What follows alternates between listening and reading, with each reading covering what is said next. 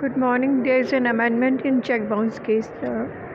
Earlier before 2019, there was a procedure that once the case settled and the judge, honorable judge, order after that you get the full amount, whatever you mentioned in the check bounce case. But now the law has been changed.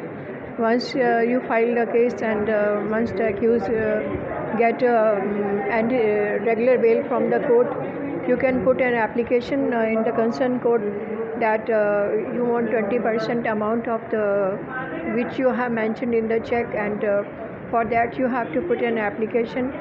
The judge will pass an order in your favor, and you can ask for the compensation. Then the accused has to pay the amount within 16 days of the order of the judge. In case the accused deny to pay the amount, then he can ask for another 30 days. But after that, the case will stop on the same position, because judge will not move it further up. As soon as you pay the amount, then case will proceed further. So chill, need not to worry.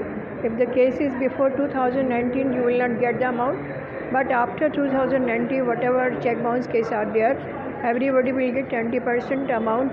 For that you have to put an application for compensation in the same court. Regards, if you find this information very productive, you can use it as a reference.